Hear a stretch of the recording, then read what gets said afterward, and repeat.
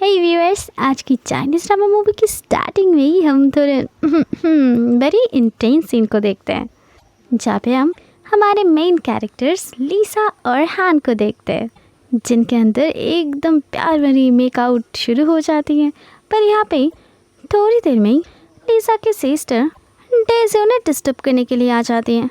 दरवाजे में वो बार बार नॉक करती रहती है, पर जब कोई दरवाज़ा नहीं खोला तो वो अपने आप वहाँ से चली जाती है।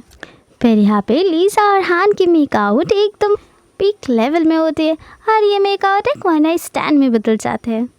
अगले सीन में हमें कुछ पास्ट का सीन बताया जाता है, जहाँ पे लीसा बहुत ही ज़्यादा छोटी होती है, जहाँ पे उसकी पेरेंट की डेथ हो गई थी और वहाँ पे उसके अंकल और आंटी उसकी देखभाल करते थे। और लीसा एक इवेंट में आई होती है, जहाँ पे वो अपनी सिस्टर डेज़ी से मिलती हैं।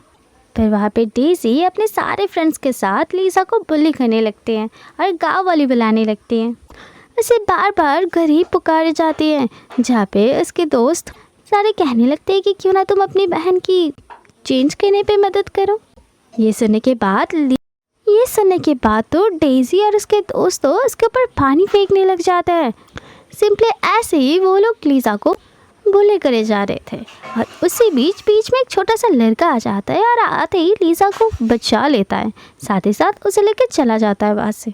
इसके बाद फिर से हम प्रेजेंट टाइम में आ जाते हैं, जहाँ पे लीसा बैठी होती है और उसके पास एक स्टाफ आके कहती है मैडम डॉक्टर के साथ आ चुकी है। थोड़ी देर में ही हम उस आंटी को देखते हैं, वो बस अकेली नहीं होती, उनके साथ होते डेज़ी भी। डेज़ी लीसा की रियल सिस्टर नहीं थी, पर बचपन से ही वो दोनों साथ थी। इसके बाद वो आंटी डेज़ी को कहने लगती है तुम्हें नहीं लगता कि तुम कुछ ज़्यादा ही दिन से यहाँ पे हो, तुम्हें आई थिंक चले जाना चाहिए। जहाँ पे डेज़ी जवाब देने लगती है कि वो क्या है ना, मेरी बॉडी में बहुत ही ज़्यादा इंजरी थी, इसलिए हान ने कहा था कि मैं यहाँ पे रह सकती हूँ। ये बात सुन के आंटी कहते ठीक है कोई बात नहीं। जहाँ पे डेज़ी को समझ आ रही थी कि आंटी यहाँ से उसे भगाने की कोशिश कर रही है, तो वो खुद ही आंटी को कहने लग जाती है कि हाँ ऐसे भी कुछ दिनों में मैं यहाँ से जाने ही वाली हूँ। इसके बाद आंटी डेज़ी को यहाँ से चले जाने के लिए कहती है और डेज़ी को तो बहुत ही ज़्यादा गुस्सा आ रही थी। यहाँ पे हम देखते हैं कि डेज़ी को असल में हान से प्यार होती है। इसके बाद लीसा आंटी के पास जाके बैठती है, जहाँ पे आंटी उसे पूछने लग जाती है कि तुम दोनों की 2 साल हो गई शादी के, तो आई थिंक वो टाइम आ गया है जहाँ पे हमें फैमिली प्लानिंग करना शुरू कर देना चाहिए। इसके साथ साथ हमें पास्ट का एक सीन बताया जाता है, जहाँ पे न्यूली डेज़ी उनके घर आई हुई थी। तो लीसा डेज़ी के सामने से सीढ़ियों से जा ही रही होती है कि डेज़ी उसे धक्का मार देती है, पर लीसा लोगों को काफ़ी बार बताने के बाद भी कोई भी उसका यकीन ही नहीं करता है। और इसी वजह से डॉक्टर आंटी के साथ लीसा को चेक करने के लिए आए थे। डॉक्टर चेक कर ही रहे होते कि उसी टाइम लीसा बोलती है कि मुझे चेक करने का कोई भी फ़ायदा नहीं है, ऐसे भी मैं बर्थ कंट्रोल भी ले चुकी हूँ। और उसी टाइम वहाँ पे हान आ जाता है और वो इसकी ये बात सुन लेता है। उसके बाद उसका हाथ पकड़ के लेके गुस्से में रूम के अंदर चला जाता है के लिए कहती है। और हान को तो बहुत ही ज़्यादा गुस्सा आ रहा था, जहाँ पे वो उस पेपर को लेता तो है पर वो साइन नहीं करता बल्कि फाड़ दे। यहाँ पे बहुत ही अच्छे से लीसा को बार बार समझाने की कोशिश करता है कि देखो अगर हमारी शादी में कोई भी कमी रह गया हो तो फिर वो हम दोनों मिलके एक साथ सब कुछ सुधार सकते हैं। जहाँ पे लीसा जवाब देती है कि कुछ भी ठीक करने की कोई भी ज़रूरत नहीं है, और ऐसे भी ये शादी अब बस शादी नहीं एक फोर्सफुली शादी हो गई है। ये सारी बातें सुनने के बाद हान को बहुत ही गुस्सा आ रहा था, उसे समझ में नहीं आ रहा था कि वो करे तो करे क्या। तो वो जल्दी से लीसा को पकड़ता है और उसे स्पिन करके दीवार में टिका देता है। इसके बाद उसे किस करने लगता है, जहाँ पे लीसा उसे बार बार खुद से अलग करने की कोशिश करती है और वहाँ से रिफ्यूज़ होने के बाद हान चला जाता है। बाद में जब वो खुद भी रूम से जा रही होती वहाँ पे डेज़ी आ जाती है, जहाँ पे वो बोलने लगती है कि मैं भी देखना चाहती हूँ लीसा कि तुम कब तक खुश रहती हो, हान सिर्फ और सिर्फ मेरा है। पर यहाँ पे लीसा क्या करती है, वो अपने गर्दन में हान का दिया हुआ निशान काटने की मतलब हिकी मार्क दिखाने लग जाती है। और ये देखने के बाद तो डेज़ी एकदम बहुत ही ज़्यादा जलकुकरी बन जाती है। इसके बाद लीसा वहाँ से चली जाती है। अगले सीन में हम हान को देखते हैं, जो कि अपने ऑफिस के केबिन में था। हर बात उसके मुँह से सुनने के बाद हान तुरंत ही बातों को घुमा देता है। जहाँ पे वो घुमाते हुए ये कहता है कि अरे नहीं नहीं, गलती से निकल गया, वो असल में मेरी वाइफ नहीं है बल्कि मेरे फ्रेंड की वाइफ उससे डिवोर्स लेना चाहता है। और ये बात सुन के असिस्टेंट को समझ में नहीं आ रहा था क्या करे। इसके बाद वो एक एक करके सिचुएशन देने लग जाता है कि हो सकता है कि आप दोनों के बीच कोई थर्ड पर्सन आ गया हो, जिस बात पे टोटली इग्नोर मार देता है और कहता है कि ऐसा तो बिल्कुल भी नहीं है। तो असिस्टेंट फिर से दूसरा सिचुएशन बताने लग जाता है कि ऐसा भी हो सकता है कि आप आजकल काम में कुछ ज़्यादा ही व्यस्त हो गए हो, आप तो मैम को पर्सनल टाइम दे ही नहीं पाते हो। जहाँ पे हान भी मान जाता है और ऐसा लगता है कि हाँ, यही रीज़न हो सकता है। और तुरंत ही थोड़ी देर बाद वो असिस्टेंट की बातों को गौर करता है और साथ ही साथ कहने लगता है कि मैंने तुम्हें कहा नहीं, ये मेरी बात नहीं है, ये मेरी एक फ्रेंड की कहानी है। उसके बाद वहाँ से चला जाता है। अगले सीन में हम लीसा को देखते हैं जो मार डाला उसे, जहाँ पे उसकी कलीग उसे समझाने की कोशिश करता है कि ये एक रोमांटिक लव स्टोरी है, अगर इसमें से हीरो ही मर जाएगा तो लव स्टोरी आगे कैसे बढ़ेगी। जहाँ पे लीसा कहती है कि तुम टेंशन मत लो, फीमेल लीड का यहाँ पे फिर से रीवर्थ होगा, जहाँ पे उनका लव स्टोरी फिर से एक बार शुरुआत कर पाएगी। हाँ तुम टेंशन मत लो, मैं सारी चीज़ों को हैंडल कर लूँगी। उसके बाद वो उस कॉल को कट करके वहाँ से जा ही रही होती है और ऐसे थोड़ी देर में उसकी क्लासमेट मिया मिलती है। लीसा उसे इग्नोर करके जा ही रही होती है, पर मिया उसे रोक लेती है और जाने ही नहीं देती है। जहाँ पे वो कह रही थी कि तुम इतने सालों बाद मुझे मिली हो, मैं इतनी आसानी से तुम्हें जाने दूँगी। हाँ ऐसे भी मैं तुम्हें क्यों देख रही हूँ मुझे समझ में नहीं आ रहा, हो सकता है तुम अपने लवर से मिलने यहाँ पे आई हो। इस बार लीसा कहने लगती है, देखा तुम्हारी इसी हरकतों की वजह से तुम कभी भी एक सक्सेसफुल वेबटून आर्टिस्ट नहीं बन पाई हो, क्योंकि तुम हर बार खुद से ज़्यादा दूसरों की लाइफ में इंटरफेयर करती हो। इतना मेहनत अगर खुद के काम पे कर लेती तो फिर पता नहीं आज कहाँ पे होती तुम। ये बात सुनकर तो मिया को बहुत ही ज़्यादा गुस्सा आ रही थी। वो गुस्से में लीसा को थप्पड़ मारने ही वाली थी, पर वहाँ पे तुरंत ही डेजी आ जाती है और मिया को रोक लेती है। और साथ ही साथ डेजी ऐसी नाटक करती है कि वो लीसा के लिए बहुत ज़्यादा फिक्रमंद है और उसे बचाने की कोशिश करती है। जहाँ पे मिया बार बार उसके हाथ छोड़ने के लिए कहती है डेजी को, और डेजी यहाँ पे कहने लगती है कि प्लीज़ जाने भी दो, शायद लीसा ने गुस्से में आके तुमसे वो सारी बात कर दी हो। और उसकी ये अच्छाई का मुहूर्त देख के तो अब मिया लीसा को बोलने लग जाते हैं कि देखा यहाँ पे डेजी तुम्हारा कैसे साइड ले रही है, पर एक तुम हो जो अपने लाइफ में किसी और के इम्पोर्टेंस को रखते ही नहीं हो। बाद में यहाँ पे भोले से सूरत बना के डेजी मिया को ये सब बताने से मना करती है उसे और कहती है शायद लीसा बहुत ही गुस्से में होगी अभी। अरे वो क्या है ना, कल डॉक्टर मिलने आए थे और साथ ही साथ वो कहते हैं कि अभी लीसा की तबीयत ठीक नहीं है कुछ। ये सुनने के साथ साथ मिया सोचने लग जाती है दूसरी चीज़ें और वो कहने लग जाती है कि ओह शायद यहाँ पे वो इनफर्टिलाइट ट्रीटमेंट करने आई है। ये बात सुन के तो डेजी हंसने लग जाती है, जहाँ पे मिया फिर से कहती है कि मुझे बहुत ही ज़्यादा बुरा लगता है मिस्टर हान के लिए, उन्होंने तेरे जैसे लड़की से शादी जो की है। अगर तेरे साथ उनकी शादी नहीं हुई होती तो अभी तक इंसान अपनी ज़िंदगी में कितना ज़्यादा खुश होता और उनके पास खुद की एक फैमिली भी होती। ये सारी बातें सुनने के बाद डेजी तो मन ही मन हंसने लगती है और पता नहीं क्या पे लीसा भी हंसती है। जहाँ पे लीसा को हंसते हुए देख डेजी और मिया मन ही मन सोचने लगती है कि इतनी अपमान करने के बाद भी ये लड़की क्यों हंस रही है। और लीसा मिया को कहने लग जाती है कि मिया तुम्हें शायद और भी कुछ बुक्स पढ़ लेना चाहिए, क्योंकि क्या है ना तुम कुछ और भी ज़्यादा बुक पढ़ोगे तो फिर तुम्हें अच्छे रेफरेंस मिलेंगे और तुम जाके कुछ अच्छा लिख पाओगी। पर ऐसा लगता है तुम्हारा राइटिंग करियर अब तो ख़त्म ही हो चुका है। मिया को ये सब सुन के बहुत ही गुस्सा आता है और वो तुरंत ही फिर से लीसा के हाथ पकड़ लेती है और साथ ही साथ उससे गुस्से में बिच भी बुलाती है। उसके मुंह से ये गाली सुनने के बाद लीसा को बहुत ही ज़्यादा गुस्सा आती है, जिस कारण से वो मिया को फटाक से एक थप्पड़ मार देती है। और यहाँ पे मिया को भी बहुत गुस्सा आ जाता है। वो लीसा को मारने आ रही होती है कि बहुत ही चालाकी से लीसा सामने से हट जाती है, जिस कारण से वो नीचे गिर जाती है सीधा। और इसके पीछे पीछे पागल डेजी भी जानबूझ के नीचे गिर जाती है। साथ ही साथ उसके हाथों से खून भी आने लगती है। और उसी वक्त वहाँ पे डेजी की मम्मी आ जाती है, जो कि डेजी को इस हालत में देखती है और डेजी के ऊपर फिक्र करके लीसा के ऊपर चिल्लाने वाली ही थी कि इतने में ही यहाँ पे लीसा को एक कॉल आ जाती है, जो कि हॉस्पिटल से होती है। जो कॉल हॉस्पिटल से ग्रैंड माँ की होती है और वो कहती है कि हान के एक्सीडेंट हो गया है। ये खबर सुन के वो सब लोग भागते हुए हॉस्पिटल पहुँचते, जहाँ पे लीसा के पहुँचने के बाद ग्रैंड माँ हान के एक्सीडेंट के लिए लीसा को ही ब्लेम करने लग जाती है और उसे सुनाने लगती है कि तुम उसकी कैसी वाइफ हो जो तुम उसके ध्यान तक नहीं रख रही हो, तुम्हारी वजह से इसका एक्सीडेंट हुआ है। इसके बाद डेज़ी जो है वो अपना ड्रामा शुरू करती है, जहाँ पे वो कहती है ग्रैंड माँ जानी भी थी टाइम नहीं होता आजकल। जो सुन के ग्रैंड माँ कहने लगती है कि कौन सा बुक और कौन सा वेबटून, आजकल के दिन में ऐसे बच्चों वाली हरकतें कौन करता है। इतने में यहाँ पे आंटी आ जाती है जो कि हान की मम्मी होती है और ग्रैंड माँ को कुछ भी कहने से मना कर देती है, ये कहते हुए कि ये एक हॉस्पिटल रूम है, फिलहाल यहाँ पे समझा हान का एक्सीडेंट तो नहीं हुआ। उसके बाद वो उसका टैब निकालती है, स्टोरी लाइन को थोड़ा सा चेंज कर देती है, जहाँ पे वो दिखाती है कि उस बड़ी से कार एक्सीडेंट खोलती है, फिर से सो जाती है और फिर से अचानक से उठ जाती है। वो तो बहुत ज़्यादा शौक में थी क्योंकि कॉमिक की लिखी हुई बात यहाँ पे तो सच में निकली, जहाँ पे हान तो एकदम बहुत ही ज़्यादा चौंक जाते हैं इसकी ये बात सुन के और उसे समझ में नहीं आ रहा था कि क्या चल रहा है।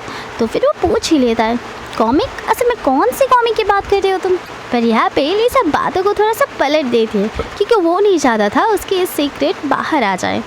उसके बाद वो तुरंत ही डाइवोर्स के बारे में बात करने लग जाती है फिर से, पर हान मना कर देता है ये कह के कि मुझे इस बारे में अभी कोई भी बात नहीं करना है। और इतने में यहाँ पे वो जल कुकरी डेज़ी आ जाती है और वो भी हान की फिक्र करते हुए, जो देख के लीसा को बहुत बुरा लगता है और वो वहाँ से जाने लगती है, जहाँ पे हान उसका हाथ थाम लेता है और रोकने की कोशिश करता है। वो कहता है कि तुम यहाँ से क्यों जा रहे हो लीसा।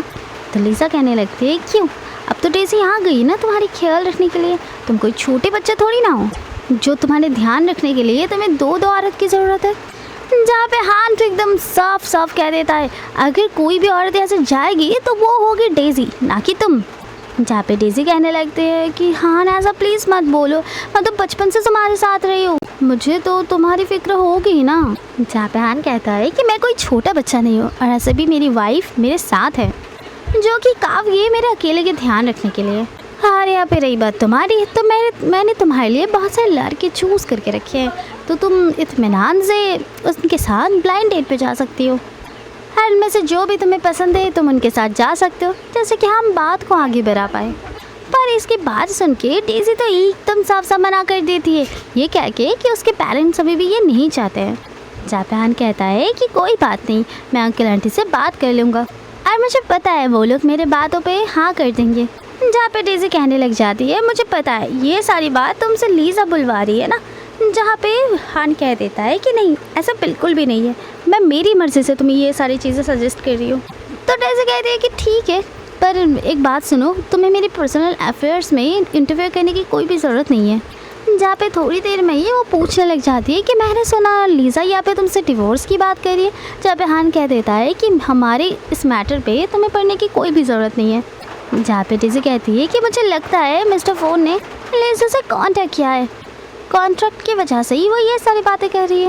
ये बात सुन के तो लीसा बहुत ही ज़्यादा गुस्सा हो जाती है। वो कहती है मेरी और फो की बात बहुत पहले से ही हो चुकी है और हम दोनों कोई भी कॉन्ट्रैक्ट में नहीं है, तो फिर तुम उल्टी सीधे बातें करना बंद कर दो। इतने में यहाँ पे डेज़ी को अपनी मम्मी की कॉल आ जाती है, तो वो बहुत ही खुश हो जाती है कॉल देख के। इसके बाद वो लीसा को कहने लगती है कि हमारी मॉम हम दोनों को एक साथ घर में बुला सी घी लगाना शुरू कर देती है और आंटी को बहुत ही ज़्यादा इसलिए बहुत गुस्सा आ जाती है और जिस कारण से वो लीसा को थप्पड़ मार देती है।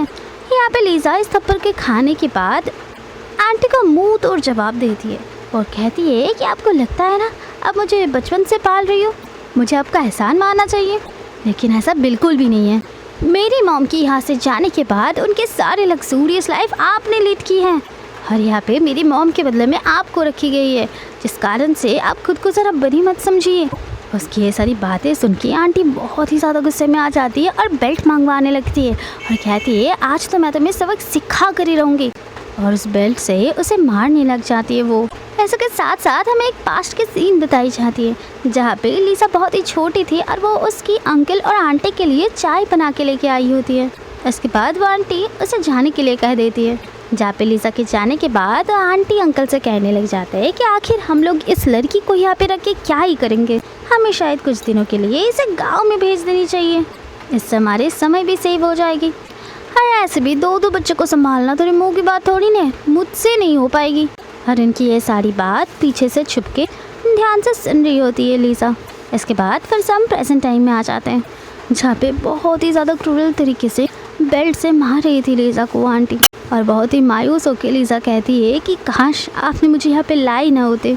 आपको ऐसा लग रहा है ना कि मेरी आने की वजह से आपकी ज़िंदगी स्पॉइल हो चुकी है, पर ऐसा नहीं है। आपको यहाँ पे सब कुछ मिला है जो कि मेरे मॉम डैड ने आपको प्रोवाइड किया है, पर यहाँ पे उल्टी मेरी लाइफ तो अब आपकी वजह से बिल्कुल ही स्पॉइल हो चुकी है। आपने हमेशा मुझ पे टॉर्चर किया है, मुझ पे काफ़ी सारे रेस्ट्रिक्शन लगाए हैं।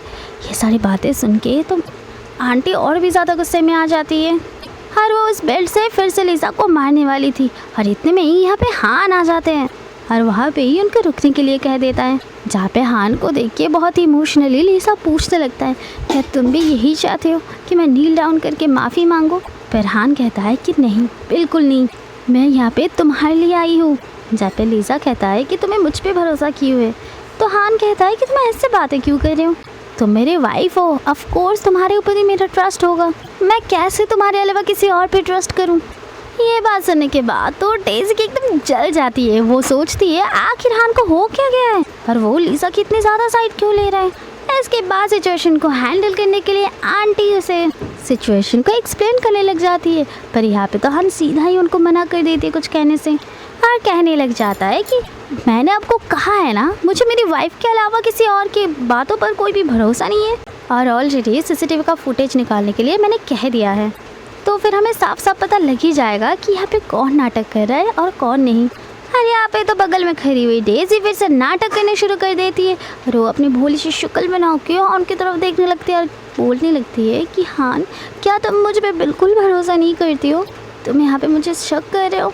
जहाँ पे लीसा कहती है कि तुम ये सब बोल रहे हो या फिर कन्फेस कर रहे हो। बाद में यहाँ पे डेज़ी उसके मम्मा से माफ़ी मांगने लग जाती है।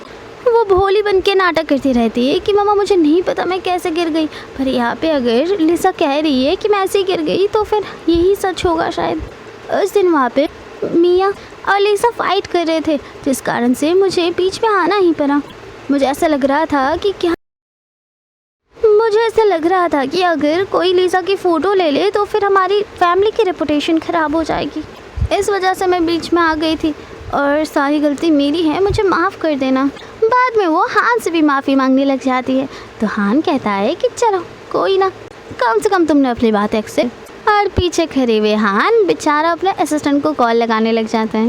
वो कहने लगता है कि यहाँ पे मैंने सब कुछ किया है, फिर भी मेरी वाइफ मुझसे गुस्सा होकर चला गया। और असिस्टेंट कहने लगता है कि सर आपने तो कहा था ये आपकी फ्रेंड की स्टोरी है। जहाँ पे हान कहता है कि ज़्यादा मत सोचो और मुझे सोल्यूशन निकाल के दो। अगले सीन में हम लीसा और उसकी कलीग मिनी को देखते हैं और वो लोग कैफेटेरिया में कॉफ़ी पी रहे होते हैं, जहाँ पे लीसा उसे सब कुछ बताने लगती है कि मैं सच कह रही हूँ, जो मैं कॉमिक में लिख रही हूँ वही चीज़ मेरी रियल लाइफ में हो रही है। जहाँ पे मिनी को लग रहा था कि वो कॉमिक के अंदर ही घुस चुकी है, जिस कारण से उसे हेलुसिनेट हो रहा है, तो वो उसे समझाने भी लगती है कि तुम कॉमिक के अंदर कुछ ज़्यादा ही घुस चुकी हो लीसा, और इसी वजह से तुम्हारे दिमाग में बार बार ये सारी चीज़ें चल रही हैं। पर लीसा कहती है कि ऐसा बिल्कुल भी नहीं है, तो मेरी बात तो सुनो। मेन लीड कॉमिक में एक्सीडेंट हो गया था और रियल लाइफ में हान के साथ ठीक ऐसा ही हुआ, और इसके बाद मैंने कहानी को थोड़ा सा इधर उधर किया तो यहाँ पे भी ऐसा ही हुआ। और सबसे बड़ी बात, हान कभी भी मेरा साइड नहीं लिया करता था, पर जब से मैंने कहानी को थोड़ा सा अलट पलट किया है तब से मैंने देखा है हान मेरी साइड ले रहा है।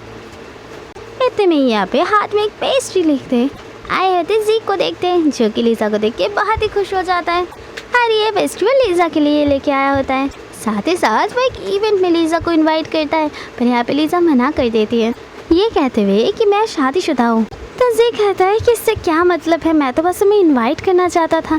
इतने में यहाँ पे हान आ जाता है और जी के बगल में से लीसा को हटा के अपने पास खींच लेता है, जो देख के मिनी तो कहने लग जाता है अब तो सच में पक्का लग रहा है कि ये कोई कॉमिक का ही सीन चल रहा है।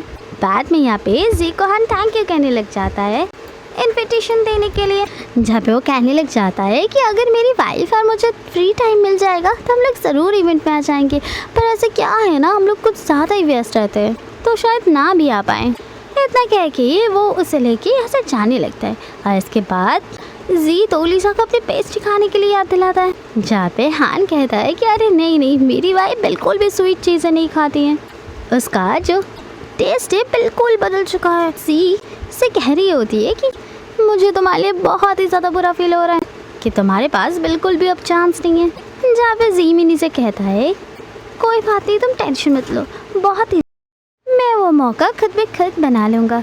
इसके बाद हम देख हान और लीसा को, जो लोग कार में बैठे हुए थे, और यहाँ पे हान लीसा की सीट पेट लगा दे रहा था। और इतनी ज़्यादा केयर दे के तो लीसा यहाँ पे शौक हो जाती है कि एक इंसान एक रात में इतना कैसे बदल गया। जहाँ पे वो साफ साफ कहने लगती है कि देखो, बाहर वालों के लिए हम लोग बिल्कुल भी हस्बैंड वाइफ नहीं है, सो प्लीज़ ये नाटक करना बंद करो। हान कह रहा था मैं नाटक नहीं कर रही हूँ, और ऐसे भी इन रियलिटी हम लोग तो कपल से हैं, तो फिर ये तो यूजुअल है ना कि मैं तुम्हें प्रोटेक्ट करूँ।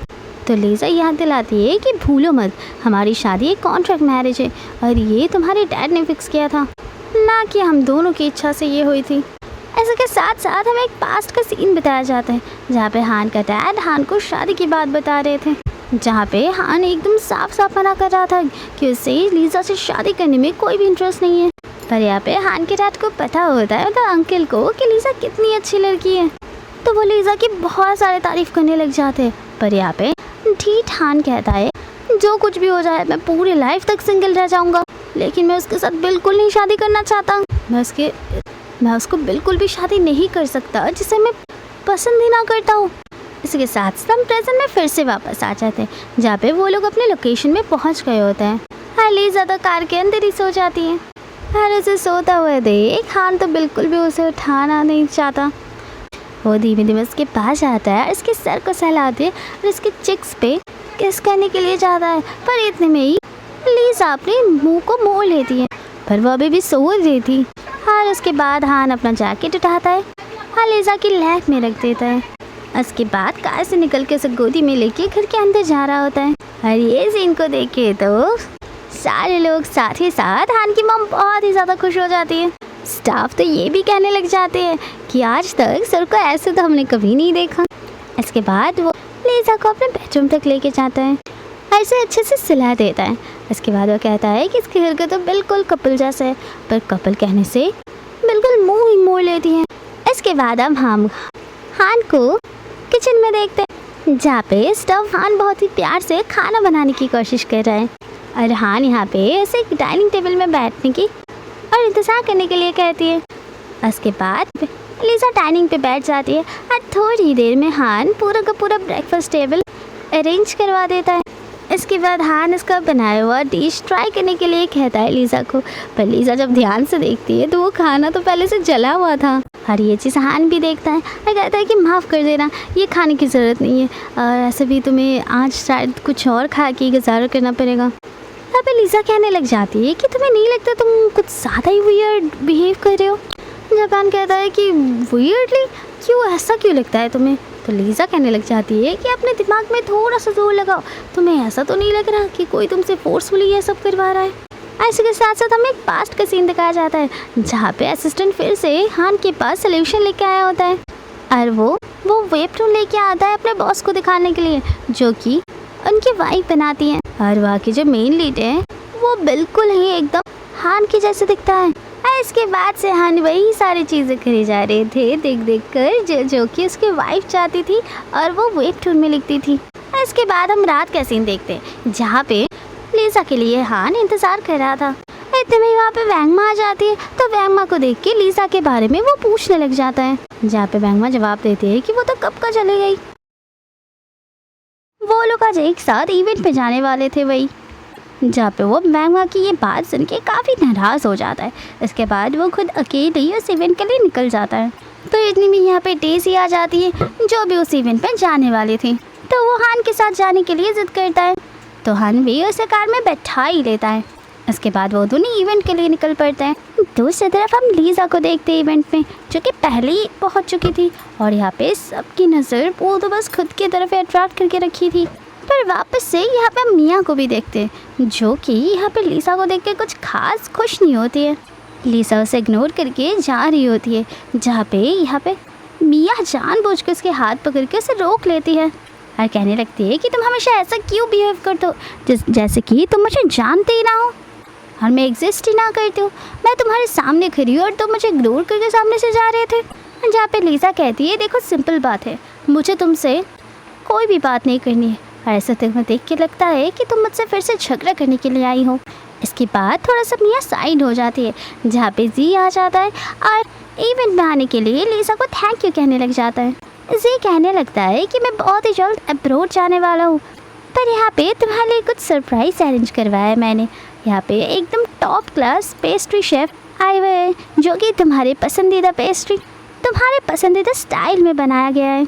इसके बाद कि हाँ मुझे पता है तुम एकदम पहले जैसी ही हो, तुम्हारी आंखों से कुछ छुपता ही नहीं है। लीसा कहने लगती है हाँ मैं देख के ही समझ गई थी कि यहाँ पे मियाँ वही इंसान है ना जिसके पेरेंट्स ने तुम्हारे साथ ब्लाइंड डेट फिक्स की थी।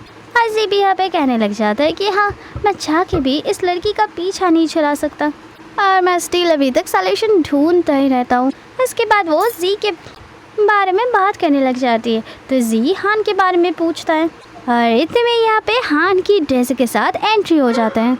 और यहाँ पे उन दोनों को साथ देख के लीसा बहुत ही ज़्यादा गुस्सा हो रही थी। कहीं ना कहीं गुस्से में चलते हुए लीसा की शक्ल के रंग उड़ चुकी थी, जो देख के लीसा को बहुत ही मज़ा आ रहा था।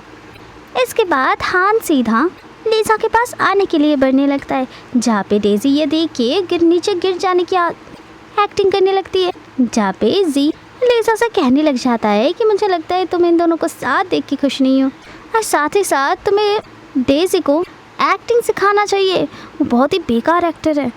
वो खुद नीचे गिर गई है और ऐसे नाटक कर रही है जैसे कि वो नीचे ऐसे पैर स्लाइड करके गिर गई हो। जहाँ पे गिरने के बाद डेजी हान से मदद मांगने लग जाती है, पर यहाँ पे हान कहता है कि देखो तुम्हें इतनी ज़्यादा चोट तो नहीं लगी है ना गहरी कि तुम्हारे पैरों की हड्डी टूट गई हो, तो तुम खुद ब खुद उठ सकती हो। इसके बाद हान सीधा लीसा के पास आ जाता है और यहाँ पे जी को वो कॉन्ग्रेचुलेट करता है उसके न्यू प्रोडक्ट के लिए। थोड़ी देर में उनके कन्वर्सेशन के बीच डेजी भी आ जाती है और लीसा से पूछने लग जाती है कि तुमने हान के लिए इंतज़ार क्यों नहीं की, और साथ ही साथ बातों को और भी ज़्यादा चढ़ा बढ़ा के कह रही थी। जहाँ पे लीसा कहती है कि तुम्हें सबसे कोई मतलब नहीं होना चाहिए। उसके बाद डेजी का नज़र लीसा के सामने रखी इस पेस्ट्री पे जाता है, जहाँ पे वो कहने लगता है कि ज़रूर ये बहुत ही स्पेशल तरीके से ये पेस्ट्री मिस्टर जी ने तुम्हारे लिए बनाए हैं, क्योंकि स्कूल टाइम से वो तुम्हें पसंद जो करता है। जहाँ पे लीसा कहने लगती है कि तुम भले ही बड़े हो चुके हो डेजी, पर तुम्हारी अक्ल अभी तक बच्चों जैसे है, तुम्हें अभी तक ये पता ही नहीं है कि कहाँ पे कौन सी बात करना चाहिए। इसके बाद डेजी हान से कहने लग जाता है कि मैंने ऐसा कौन सी बात कर दी, देखो लीसा यहाँ पे मुझे डांटे जा रही है।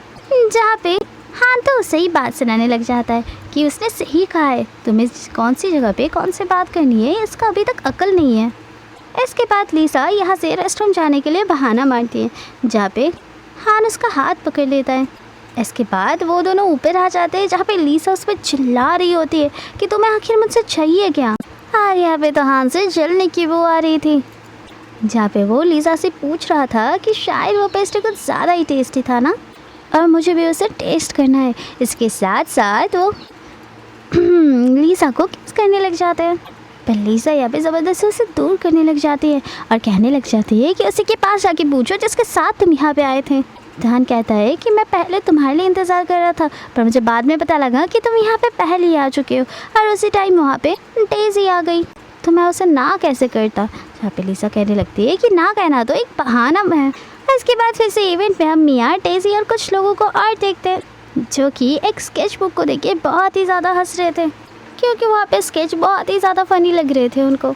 और इतने में ही यहाँ पे लीसा आ जाती है और यहाँ पे उसे पता होता है कि ये स्केच बुक उसका ही है। इसके बाद वो मियाँ के पास आती है और इसे स्केच बुक मांगने लग जाती है। वो कहती है कि इतनी जल्दी क्या है, यहाँ पे तो मुझसे अभी शुरू हुआ है। और इसके साथ साथ वो लोग फिर से एक बार लीसा को बल्ले करने लग जाते हैं और थोड़ी देर बाद ही उनके अंदर उस स्केच बुक को लेकर छीनातानी शुरू हो जाती है, जिस चक्कर में वो नोटबुक नीचे फट के गिर जाती है। यहाँ पे तो लीसा को बहुत ही ज़्यादा गुस्सा आ जाती है, जिस कारण से वो मियाँ को एक थप्पड़ ही मार देती है। हाँ, ये थप्पड़ देख के तो यहाँ पे आए सारे गेस्ट भी काफ़ी हैरान हो जाते हैं।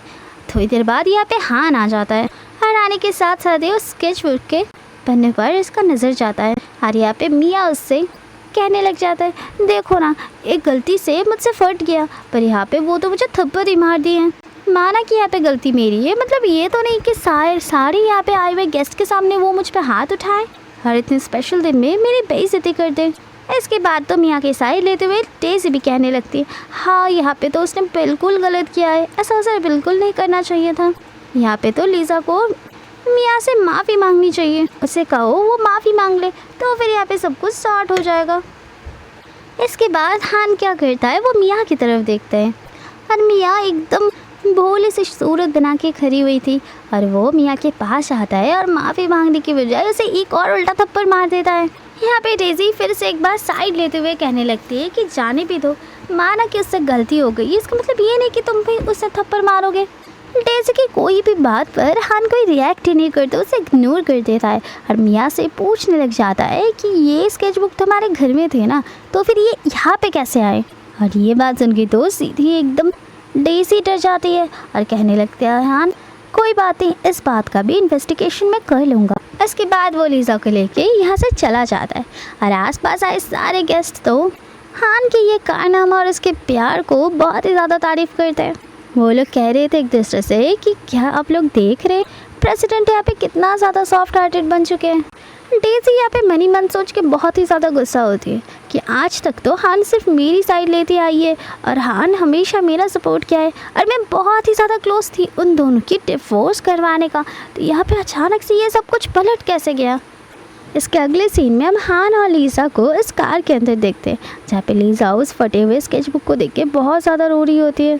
तो यहाँ पे हान को थोड़ा सा शक होता है कि ये असल में किसकी पिक्चर है, जिस कारण से वो इस पिक्चर बुक को लेने की कोशिश करता है और ले भी लेता है एक पेज, और इसे रोकने के लिए लीज़ा उसके पास आके उसे किस कर लेता है और इसी बहाने वो स्केच बुक की उस पेज को वो ले लेती है। और इस एक्शन से तो हान एकदम स्टैचू ही बन गया था, उसे यकीन ही नहीं हो रहा था कि ये खुद से आके लीज़ा ने किया है।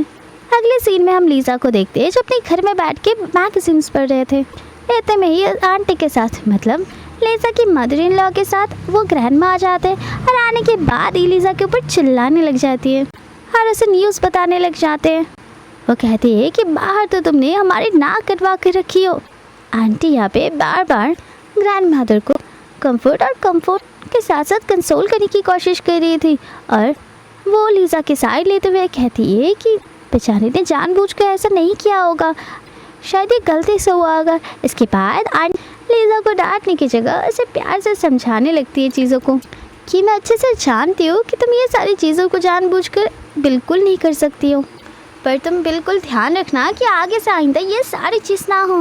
यहाँ पे ग्रैंड माँ काउच में बैठ के अभी भी बहुत ज़्यादा गुस्सा करती है और उसे सुनाने लगती है कि तुम्हारी सास ने तुम्हें बिगाड़ के रखी है और उसे तो डांटना चाहिए था और वो समझा रहा है केवल तुम्हारी वजह से हमारी फैमिली की रेपुटेशन बिल्कुल ख़राब हो चुकी है। क्या तुमने कभी भी सोचा है कि हान को कितना ज़्यादा ह्यूमिलिएट होना पड़ता है। उनकी बातों पर लीज़ा हाँ मिलाने लगती है और कहती है कि हाँ, सारी की सारी गलती मेरी है और हाँ, आपका ग्रैंडसन और मैं एक दूसरे के लिए बिल्कुल भी नहीं बने हैं। और ये बात को सुनकर भले ही कुछ ना कहती पर आंटी को बिल्कुल भी अच्छा नहीं लगता है। अगले सीन में हम हान को देखते हैं बहुत ही इंपॉर्टेंट मीटिंग में। अभी तुरंत से एक स्टाफ का कॉल आ जाता है घर से और बस घर की सारी सिचुएशन समझाने लगती है। तो तुरंत ही इस मीटिंग से बिना कुछ कहे वो चला जाता है घर की तरफ, जहाँ पे मीटिंग में आए हुए सारे क्लाइंट सोच में पड़ जाते हैं कि आज तक तो बिल्कुल भी मिस्टर हान कुछ भी हो जाए पर फिर भी मीटिंग कॉन्फ्रेंस छोड़ के कहीं पे भी नहीं जाते हैं। तो आज ऐसा क्या हो गया जैसे कि वो ऐसे भाग गए। उसके बाद फिर से हम फैमिली की मेलोड्रामा देखते हैं जहाँ पे मज़ा लेने के लिए डेज़ी भी आ गई थी और यहाँ पे लीज़ा सीधी की सीधी तरीके से डिवोर्स की बात करने लगती है। ये बात सुन के ग्रैंडमा कहती है, देखा, ऐसी लड़की को तो हमारे घर की बहू बिल्कुल भी नहीं बनाना चाहिए था। जहाँ पे आंटी समझाने लगती है कि ऐसे जल्दबाजी का आकर कोई भी डिसीजन मत लो प्लीज़, तुम्हें इसलिए बाद में रिग्रेट होगा बहुत ज़्यादा।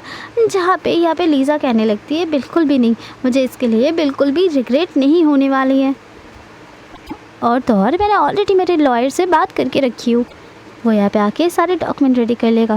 ये सारी बातों की मज़ा लेते हुए डेज़ी तो बहुत ही खुश हो रही थी। इसके बाद हम देखते लीज़ा चली जाती है अपने पैकिंग करने के लिए, जहाँ पे घर के स्टाफ तो उसे रोक रही थी पर लीज़ा तो किसी की सुन ही नहीं रही थी। हाँ, दूसरी तरफ डेज़ी तो ग्रैंडमा के बगल में बैठकर उनको मक्खन लगाना शुरू कर देती है। और इतने में यहाँ पे हान आ जाता है। हान घर पे आने के साथ साथ ही वो लिसा के बारे में पूछने लग जाती है, जहाँ पे उसका दादी कहता है कि प्लीज़ यही अच्छा होगा कि तुम अल्लाह के लोगों का नाम मत दो इस घर में। जहाँ पे हान उन्हें रोकते हुए कहता है, आप ऐसे कैसे कह सकते हो उसके बारे में। जहाँ पे डेज़ी चापलूसी करते हुए कहती है कि तुम एटलीस्ट ग्रैंडमा के साथ तो ऐसे बात मत करो, आखिर इस सब में ग्रैंडमा की क्या गलती है। जहाँ पे ग्रैंडमा कहने लग जाती है कि तुम्हारी बीवी तुम्हें छोड़ के जा चुकी है, ऐसे बिल्कुल भी फिक्र नहीं है तुम्हारी। हान कहता है ऐसा कभी भी मुमकिन नहीं है कि वो मुझे छोड़ के चली जाए। शायद ऐसी ही सिचुएशन आई होगी कि उसे घर छोड़ने के लिए मजबूर किया गया हो, नहीं तो वो मुझे कभी भी छोड़ के नहीं जाती। और मैं आप लोगों से बता देती हूँ पहले ही, लीसा मेरी लाइफ लाइन है। मतलब लीसा ही वो इंसान है जिसे मैंने पहली बार चुना था, और वही आखिरी इंसान होगी जिसे मैं अपने आखिर में भी चुनूँगा। और ये कहने के बाद वहाँ से चला जाता है। तो आंटी बहुत खुश होती है। उनको इस बात का बहुत ही ज़्यादा तसल्ली होता है कि कम से कम उनका बेटा उनकी बहू की साइड ले रहा था। दूसरी तरफ हम लीसा को देखते हैं, जो कि अपनी प्राइवेट विला में आ गई थी। और वहाँ पर आने के बाद वो अपने लगेज को अनपैक कर रही थी। जहाँ पे इतने में ही उसका अंकल का कॉल आ जाता है उसके पास, जहाँ पे वो घर पे वापस आने के लिए कहता है। पर लीसा यहाँ पे उन्हें साफ साफ मना कर देती है। अंकल कहता है कि आज भी जो भी हो, जैसे कि आप लोग मुझे बहलाएंगे, फुसलाएंगे, डराएंगे, मेरे ब्रेन वॉश करेंगे, और मैं भी आपकी बातों में आ जाऊंगी। इतना कहने के बाद लीसा उस कॉल को कट कर देती है। इसके बाद फाइनली हमें एक इवेंट दिखाया जाता है बर्थडे का, जहाँ पे हान और लीसा एक साथ एंट्री कर रहे थे। और यहाँ पे आए हुए सारे गेस्ट बहुत ही खुशी के साथ उन दोनों को एक साथ देख रहे थे। पर यहाँ पे जल कुकरी डेज़ी बहुत ही ज़्यादा जल रही थी उन्हें देख के, जो दिन पे दिन बढ़ ही रही थी। यहाँ पे उन दोनों को एक साथ देख के ग्रैंडमा उन्हें बहुत ही ज़्यादा सुना रही थी। वो कहने लगती है कि तुम दोनों तो डिवोर्स लेने वाले थे ना। जहाँ पे हान कहने लगता है कि ग्रैंडमा मुझे लगता है आपकी तबीयत सही नहीं हुई है, अगर आपको यहाँ पे सही नहीं लग रहा है तो आप घर जा सकते हैं। और यहाँ पे वो सबके सामने ये प्रिटेंड करने की कोशिश करता है कि यहाँ पे ग्रैंडमा को कुछ याद ही नहीं रहता है, उनको भूलने की बीमारी है, और वो अपने आप में ये सारी बातें करते रहती है। बाद में हम देखते हैं आंटी लीसा की बहुत ही ज़्यादा तारीफ़ कर रही थी। साथ ही साथ यहाँ पे आई हुए लीसा की मॉम डैड भी इसकी बहुत ही ज़्यादा तारीफ़ करती है, मतलब लीसा की वो अंकल और आंटी। बाद में यहाँ पे आंटी उसके अंकल आंटी को गिफ्ट देने के लिए कहते हैं, पर उन दोनों तो खाली आते आ गए थे, कोई भी गिफ्ट्स लेके आए नहीं थे। तो यहाँ पे आए हुए सारे लोग उनके खिलाफ बातें बनाने लग जाते हैं कि वो लोग तो बड़ी धूमधाम के साथ अपनी बेटी डेज़ी की बर्थडे सेलिब्रेशन करते हैं बहुत ही अच्छे से, और उसे बहुत सारे गिफ्ट्स भी देते। पर यहाँ पे वो लोग लीसा के साथ ऐसे कैसे कर सकते हैं कि वो लोग खाली आते आगे एक सिंगल गिफ्ट तक नहीं लाए। इतने में यहाँ पे हाथ में गिफ्ट लेके डेज़ी आ जाती है और कहने लगती है कि यहाँ पे कोई भी भूला नहीं है गिफ्ट्स लाने के लिए, बल्कि वो मेरे हाथ रह गई थी। और गिफ्ट देते हुए कहती है कि ये गिफ्ट मेरी फैमिली की तरफ से तुम्हारे लिए है लीसा। और उस गिफ्ट में एक नेकलेस थी, जो देख के लीसा एक बार में समझ जाती है कि ये वही नेकलेस थी जो पहन के डेज़ी के सामने आया करती थी। और उसने ये भी कहा था कि ये नेकलेस उसे हान ने दी है। वो फिर से प्रेजेंट टाइम में आ जाते हैं और डेज़ी से कहने लग जाती है, नेकलेस बहुत ही प्यारा है, पर मुझे सेकंड हैंड चीज़ें पहनने की आदत नहीं है, सॉरी। ये बात सुनने के बाद तो उसके अंकल आंटी से मुंह बंद करने के लिए कह देते हैं। वो कहने लगते हैं कि यहाँ पे इतने सारे गेस्ट आए हुए हैं, क्या तुम सबके सामने हमारी नाक कटवाना चाहती हो? तो यहाँ पे लीसा सीधा हान से पूछने लग जाती है कि अगर तुम चाहो तो मैं यहाँ पे चुप हो जाऊँगी, और अगर तुम कहोगे तो मैं बोलने लगूँगी। जहाँ पे हान कहता है कि ये तुम्हारी लाइफ है, तुम्हारी मर्जी, तुम्हें जो करना है तुम करो, भले ही मैं तुम्हारा हस्बैंड हूँ, पर इतना फ्रीडम तुम्हारे पास है कि तुम तुम्हारी दिल की चीज़ें साफ साफ रख पाओ। और साथ ही साथ उनका ये नेकलेस अगर तुम्हें ना पसंद आए तो तुम इसे फेंक भी सकती हो। इसके बाद ये बातें सुन के तो लीसा काफ़ी खुश होती है और वह डेज़ी के पास आके कहती है कि ये नेकलेस पहनते हुए मैंने पहले तुम्हें बहुत बार देखा है, और तुम अपनी पहनी हुई चीज़ मुझे दे रहे हो, ये तो बड़ी गंदी बात है। इसके बाद उस नेकलेस को नीचे गिरा देती है और अपने पैरों से अपनी हील से कुचलने लग जाती है। जहाँ पे वो कहती है, भले ही ये जेमस्टोन बहुत ही ज़्यादा महंगा हो, पर मैं किसी की उतारी हुई चीज़ नहीं पहनती, ऐसे भी मैं इसे तोड़ कर अपनी लाइफ में पीस पाना चाहती हूँ। यहाँ पे तो पूरी तरीके से उसकी मदर इन लॉ उस पर लट्टू होती है। वो हंसती हुई कहती है कि तुमने जो किया बिल्कुल सही किया। और साथ ही साथ इसके बाद उसकी प्रीशियस गिफ्ट देती है उसकी मदर इन लॉ, जो कि फुल्ली डायमंड कवरेड एक क्राउन होती है। आसपास के सारे लोग उस क्राउन के बारे में बात करने लग जाते हैं कि ये तो ऑक्शन में उसकी सास मतलब आंटी ने 100 बिलियन से खरीदी है। उसके बाद वो इस क्राउन को लीज़ा को पहना देती है और वो बिल्कुल प्रिंसेस जैसे दिख रही थी। और इस 100 बिलियन के बाद सुन के तो डेज़ी और भी ज़्यादा गुस्सा चलने लगती है। इतने में ही यहाँ पे कहाँ से कोई आदमी आ जाता है जो कि कहता है कि वो लीज़ा के डैड है। और यहाँ पे हमें समझ में आ रहा था ये सारे प्लानिंग और किसी की नहीं बल्कि डेज़ी की ही थी। डेज़ी तो उन्हें देख के बहुत ही खुश हो जाती है और सबको कहने लगती है कि ये लीज़ा की डैड है। जहाँ पे आसपास के सारे लोग बहुत ही ज़्यादा सोच रहे थे ये इंसान कैसे लीज़ा की डैड हो सकते हैं, क्योंकि लीज़ा के डैड को तो मरे हुए काफ़ी टाइम हो चुका है। जहाँ पे उसका अंकल कहने लगता है कि आप लोग टेंशन मत लीजिए, मैं यहाँ पे सारी सच्चाई आप लोगों को क्लियर कर देता हूँ। और वो लोग कहने लगते हैं कि ये लीज़ा के सबसे पहले वाला डैड है। लीज़ा की जो सेकंड डैड है जिसके बारे में आप सब लोग जानते हैं वो उसकी बायोलॉजिकल डैड नहीं है बल्कि स्टेप डैड है, क्योंकि इसकी जो मॉम है वो उन्हें छोड़कर अपने लवर के साथ भाग जो गई थी और वो लोग उनकी मॉम की बहुत ही बेइज्जती करे जा रहे थे। हान को इस सिचुएशन से समझ में आ रहा था कि यहाँ पे वो बिल्कुल भी कंफर्टेबल फील नहीं कर रहा है लीज़ा, जिस कारण से वो उसे पकड़ के कंफर्ट देने लग जाता है।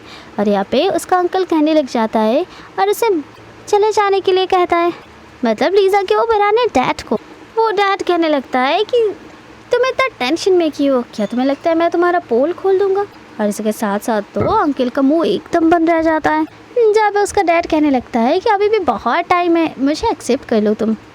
इस बार लीज़ा बिल्कुल भी नहीं डरती है और हान भी उसके आंखों में आंख मिला के बहुत ही ज़्यादा उसे सपोर्ट करे जा रहा था और कहता है कि तुम्हारे मन में जो भी है तुम वो बेझिझक कह सकते हो, भले ही वो गलत हो या सही, मैं यहाँ पे खड़ा हूँ तुम्हें हमेशा सपोर्ट करने के लिए।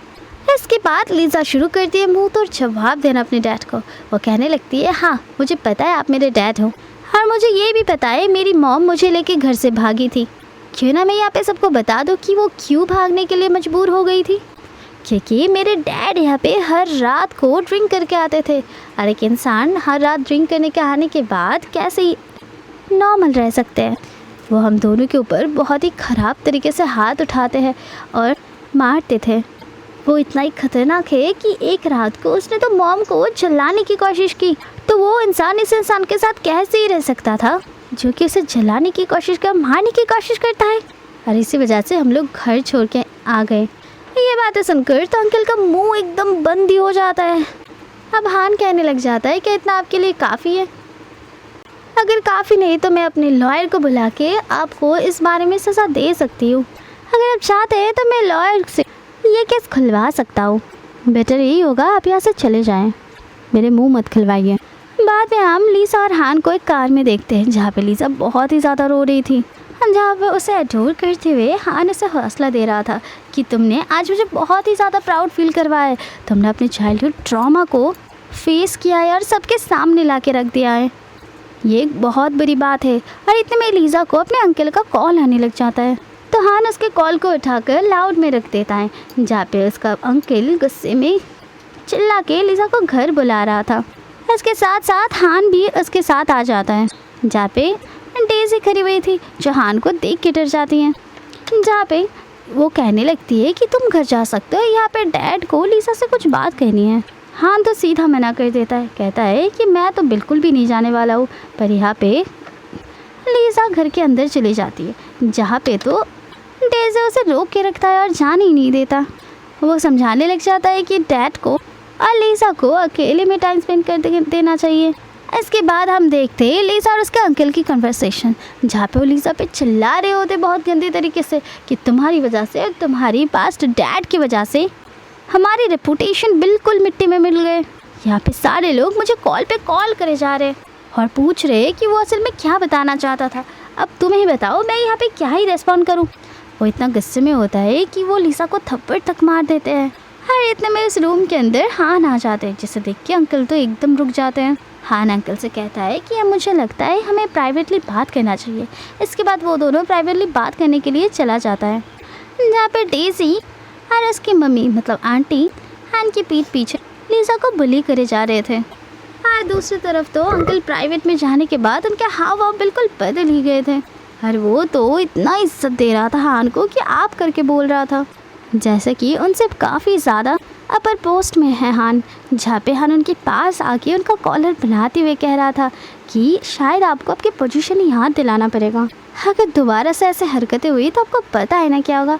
दूसरी तरफ हम आंटी और डेज़ी को देखते, जो कि आंटी और डेज़ी लीज़ा पे चिल्लाए ही जा रही थी। वो कहने लगते हैं कि मेरी बात मान लो, तुम्हारी डाइवोर्स होने के बाद तुम उस बैंक के साथ शादी कर लेना, नहीं तो तुम एकदम रास्ते में आ जाओगी। यहाँ पे लीज़ा कहने लग जाती है कि आप बिल्कुल भी मेरे मॉम नहीं हो, बिल्कुल भी मेरे मॉम नहीं है जो मेरे लाइफ के डिसीजंस लेंगे, मुझे जो मर्जी में आएगा मैं वही करूँगी। इतने में उनके कन्वर्सेशन के बीच हान अंकल के साथ आ जाता है और यहाँ पे डेज़ी को किसी का कॉल आ रहा था, जो देख के हान उसे कॉल पिक करने के लिए कहता है, पर यहाँ पे डेज़ी तो डरी हुई थी और वो मना कर देता है कि ये किसी स्कैमर का कॉल है या फिर कोई स्पैम कॉल हो सकती है, तो मुझे ये कॉल बिल्कुल भी पिक नहीं करना है। जो सुन के हान कहने लग जाता है कि अचानक से तुम इतनी घबरा क्यों रही हो। उसके बाद उसके हाथ से वो फ़ोन छीनकर उस फ़ोन को पिकअप कर फ़ोन को स्पीकर में रख देता है, जहाँ पे हम क्लियरली लीसा के डैड की आवाज़ को सुनते हैं, जहाँ पे वो साफ साफ कह जा रहे थे कि तुमने जैसा कहा है मैंने वैसे ही किया है, अब जल्द से जल्द मेरे बाकी के पैसे ट्रांसफ़र कर दो। ऐसे के साथ साथ उस कॉल को कट कर देते हैं, जहाँ पे हान डेज़ी की मॉम डैड को बताने लग जाता है कि देखा, आज तो शायद आपकी बेटी की रियल फेस आप लोगों के सामने आ ही गई होगी और ये भी समझ में आ गया होगा कि आप लोगों की रेपुटेशन ख़राब करने के पीछे लीज़ा नहीं बल्कि डेज़ी की हाथ है। यहाँ पे तो अंकल आंटी को बहुत ही गुस्सा आ जाता है, अंकल तो डेज़ी को थप्पड़ ही मार देते हैं। यहाँ पे डेज़ी को भी काफ़ी गुस्सा आती है कि वो जो कुछ भी प्लानिंग कर रहा है ये सब कुछ चौपट हो रहा है। इसके बाद अगले सीन में हम लीज़ा को और जी को देखते हैं, जहाँ पे जी लीज़ा को कह रहा था कि आखिरी बार है जब हम मिल रहे, क्योंकि बहुत ही जल्द मेरा शादी होने वाला है। जहाँ पे लीज़ा भी पूछने लग जाती है कि क्या तुम खुश हो इससे, जहाँ पे जी कहने लगता है कि हाँ खुश तो होना ही पड़ेगा, क्योंकि ये ज़बरदस्ती भी हो फिर भी मुझे एग्री करना ही पड़ेगा शादी के लिए। अगले सीन में हम फिर से डेज़ी को देखते हैं, जो कि हान की केबिन में आ जाती है और वो यहाँ पे किसी बिजनेस को लेकर सोल्यूशन मांगने आई थी, जहाँ पे हान से मना करते हुए और इग्नोर करते हुए कहती है अगर तुम्हें कुछ भी जानना हो इस बारे में तो मेरे असिस्टेंट से पूछ सकती हो तुम, यहाँ पे बार बार बिना वजह आने की तुम्हें कोई भी ज़रूरत नहीं है। तो यहाँ पे वो माफ़ी मांगने लग जाती है हान से, वो कहने लगती है कि ये बस एक बहाना था, असल में मैं तुमसे बात करना चाहती थी, मॉम डैड मेरे किसी से शादी करवा रहे हैं और मैं किसी भी अनजान इंसान के साथ शादी नहीं कर सकती हूँ क्योंकि मैं तुम्हें बहुत ज़्यादा पसंद करती हूँ।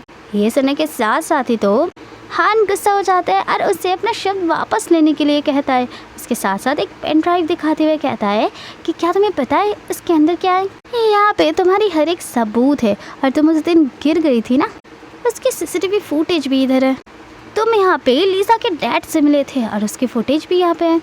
अगर तुम नहीं चाहते हो कि मैं ये सारी प्रूफ को पुलिस के हवाले कर दूँ तो फिर चुपचाप यहाँ से चले जाओ।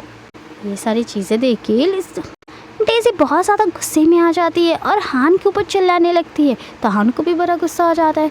वो कहने लगता है कि तुम्हें मैं कोई इजी मैन दिखता हो जो कि तुम्हारी बातें चुपचाप सुनता रहे, और तुम्हें क्या लगता है तुम्हारे पास इतनी हिम्मत है जो मुझ पे तुम चिल्लाओ। अगर मेरे सामने कोई हिम्मत रखता है आवाज़ ऊंचा करने की तो वो सिर्फ और सिर्फ लीज़ा है।